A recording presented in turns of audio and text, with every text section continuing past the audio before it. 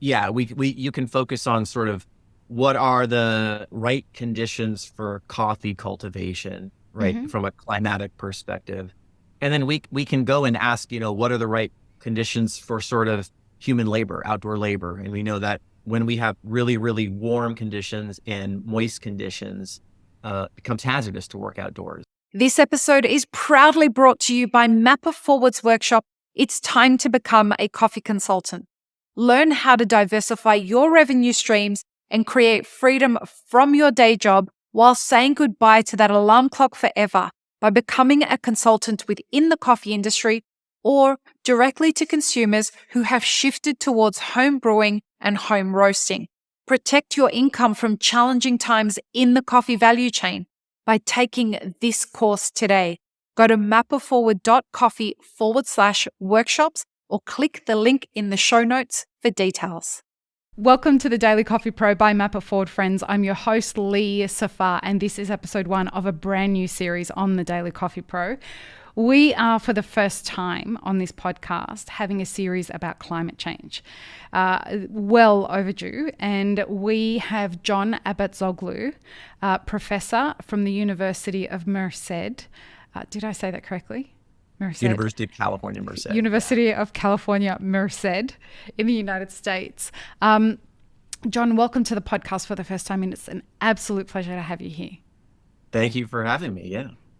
Now, folks, if you recognize the surname or the last name, that's because John is friends with a podcast favorite of ours, Anna Abatzoglou.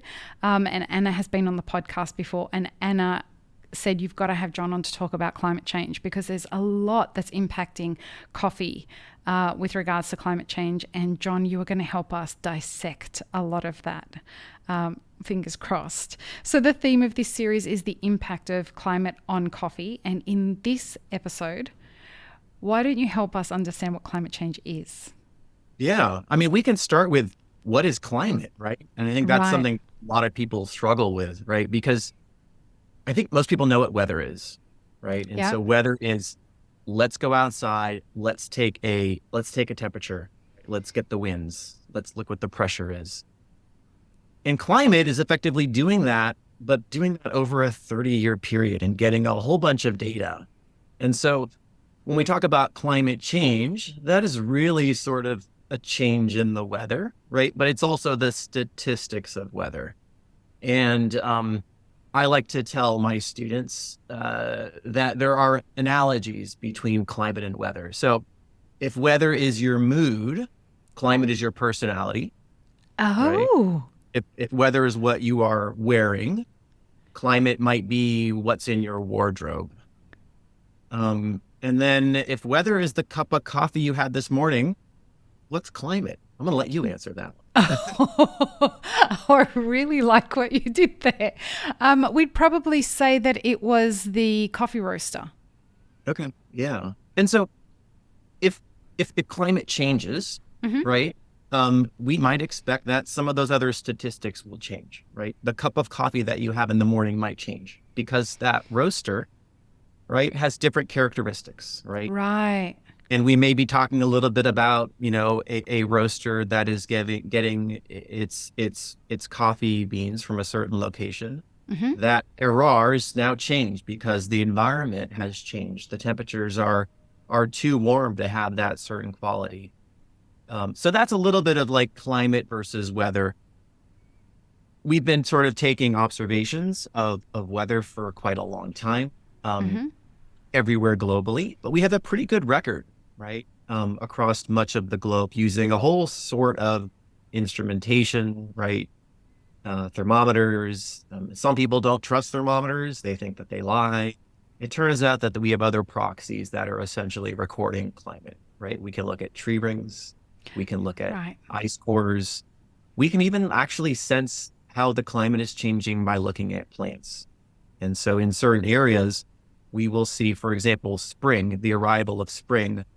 We can see that as a function of once temperatures get above a certain temperature threshold, we see the bloom. And Mm. those records also show us that spring has been coming earlier. All these things are basically pointing to the fact that the world has warmed. We want to put some numbers on it.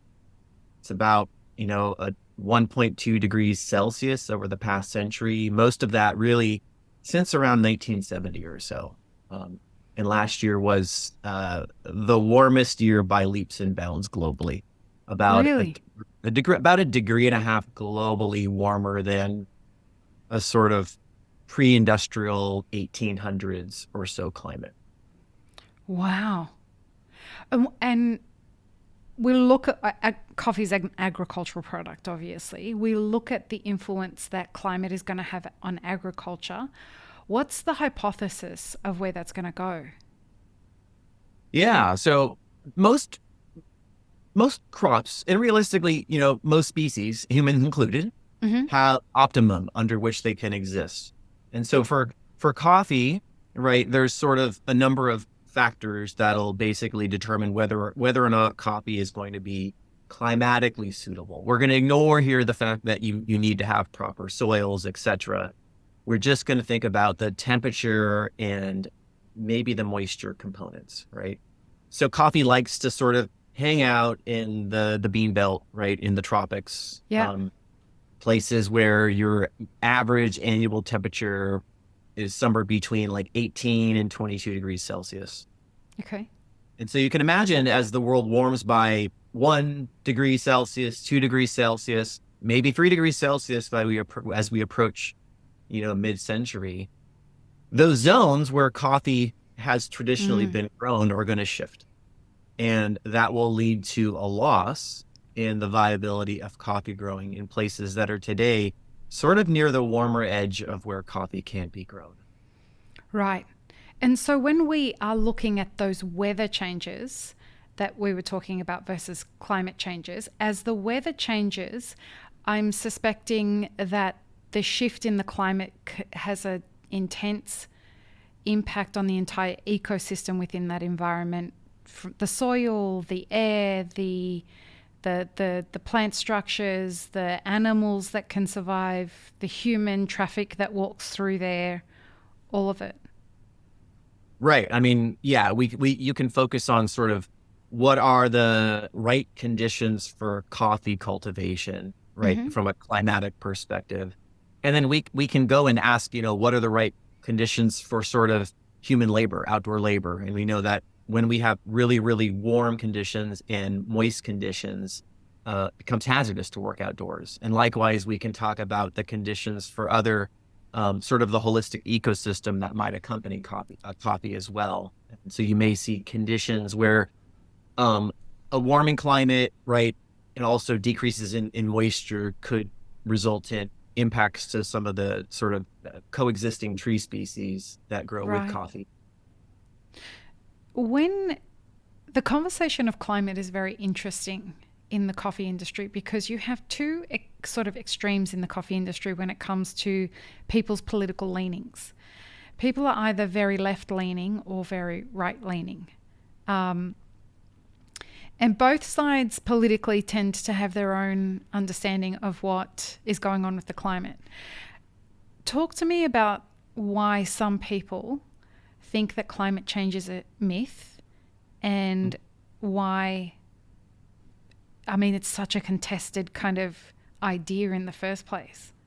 I've Mm-hmm. never really quite understood where people are coming Yeah. from with that. It is. So, climate is a hard nut to crack, I think, because the word climate is hard for most people to wrap their brain around. Climate change is also hard, and then global climate change. So when we talk about global warming, we're talking about a global phenomena. It's Mm-hmm. also a slow moving phenomena, right? So this is Okay. something that where we've seen a degree Celsius of warming over the last 50 to 100 years. This is not something that strikes immediately. And so one of the challenges I think for certain people to cast doubt or maybe dismiss climate change is that it's a slow moving phenomena. It's kind of like this concept of a frog that is in warm water and that water gets Oh, yeah. warmer and warmer through time. They eventually may not notice it. You know, I think that there's fewer and fewer people that are denying that climate change is happening. There Mm. is discourse as to why, right? Why is climate change happening? Oh, Because okay. that ultimately goes down to like, how do we solve it, right?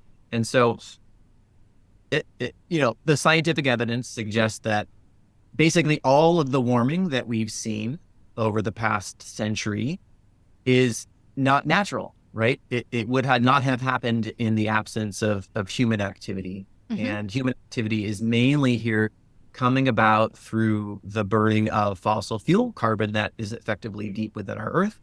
As we burn it, that carbon gets converted to carbon dioxide and methane, which are greenhouse gases, which are good. We need greenhouse gases because if we didn't have them, we would have a really, really cold planet. Mm-hmm. But we only want a certain amount. And we have today about 40% more carbon dioxide in our atmosphere than we did in 1800. And that is effectively trapping more heat, warming our planet up.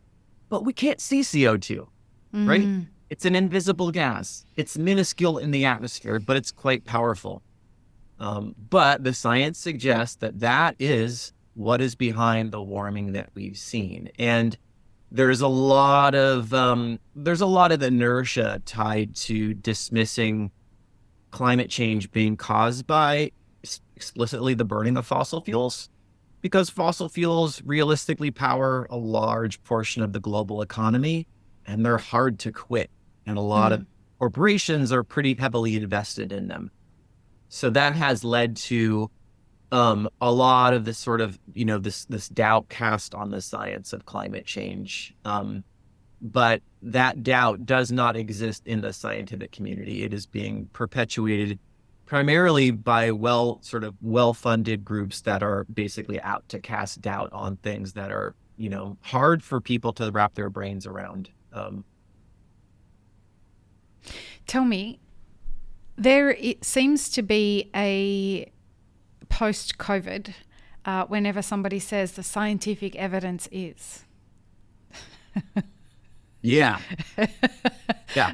I'm sure that's delightful for you as someone who has to say that statement a lot. Where does the science behind climate come from? Oh, that's a great question. So there's lots of lines of evidence, right? So this isn't like when we talk about climate change and the idea that it's, much of that warming today is human caused. Lots of lines of evidence, right? We can study climate over the Earth's history Mm-hmm. using records from the deep oceans, from tree rings, etc. We know that the Earth has warmed and cooled, and in much of the Earth's history, it's actually been warmer than it is today. Humans just weren't around, right? Okay. Very different environment, so we can't necessarily compare where we are today versus the past. We also know that when the Earth was very warm in the past, there were high levels of CO2 in the atmosphere. So the Okay. understanding that CO2 warms the planet is not controversial. Um, we also have climate models, right? And so Mm-hmm. it's hard, like if you are growing, for example, if you're growing a new varietal of coffee or strain, and you're testing whether that strain of coffee might be effectively resistant to heat, right? You could basically grow that coffee in a controlled environment, many different plants, have an experiment and test things out, Mm-hmm. right? Do this with, for example, comparing whether or not, some of these vaccines are effective Mm-hmm. at control COVID. We can't do that with Earth. We only have one Earth, and we can't Mm. fuck it up that bad, right? Like Yeah. we I don't want mean, to we mess it up could, that bad. we We could, could, but I mean, so like, there's some challenges with doing this, and so the idea behind climate models is we want to put together our best understanding of how this system works, and then run experiments with these models, and then test them out. And the models, generally show that indeed the Earth is sensitive to natural fluctuations in solar activity, right? Volcanic eruptions, but also increases in atmospheric carbon concentrations, aerosols, which are bright reflective materials emitted hmm from industrial activity. And they also effectively show that the warming that we've seen since 1950 hmm is pretty much due to the increase in carbon dioxide and other greenhouse gas concentrations that's associated with the human activity. So, multiple lines of evidence all point to this idea that warming is happening, and B, that it is human caused. And that sort of leads us to sort of thinking about, well, how can we sort of bend the curve on this warming that we've seen globally? Is there a way to slow this freight train down? Or, in some cases, maybe certain groups may think that the warming may be beneficial or not a problem or no big deal, right? And that gets into this other sort of philosophical debates about whether climate change should be sort of, rise to the top of the most pressing global issues of today or not. Right. I feel like it's climate versus AI. And, nuclear bombs and shit. Like it's choose your own adventure at the moment by this stage in the story. We're kind of Yeah, like, that's right. Yeah. there's so much going on. Who knows where it's going to end and what's going to be the cause. Mhm. The one that I really like is when people turn around and say that it's not real and it was going to happen anyway. And so why should we care? Well, the reason it's happening is sort of irrelevant by this point. It's happening and we could do something about it. Like if this was meant to happen or not meant to happen, we certainly helped it along. The evidence shows that much at least. And if it's going to continue to warm, it's going to get a wee bit uncomfortable. Right. So maybe we could do something about it if possible. Right. Right. So yeah, part of this is a little bit, and there's a couple solutions that we can talk about a little bit later on. But adaptation is the idea that we know that warming will continue. Let's find a way to basically reduce the impacts to things that we care about. Right. And that we can talk about that in the context of coffee. The other sort of, solution here, or at least maybe, uh, mini solutions, right, is this idea of, we call it mitigation, which are basically collective global efforts to slow climate change down. And that gets into reducing carbon emissions, doing Carbon things like capture. natural sort of solutions, sequestering carbon, etc. Okay. Well, it's definitely happening in coffee. Every coffee producer in the world will tell you that their harvest is moving around. The trees are flowering at different times, or they're flowering multiple times a year. So, folks, in the next episode, we're going to talk about how will coffee be impacted by climate change. So join us for the next episode. Thank you, John. This has been an awesome start to the series. Peace, love, and peanut butter. Have an amazing rest of your day. I really hope you enjoyed this episode, friends. Please don't forget to show us some love by subscribing, liking, commenting, and most of all, sharing this podcast with your friends.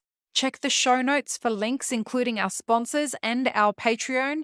And stay tuned for more great conversations on the Daily Coffee Pro by Map It Forward.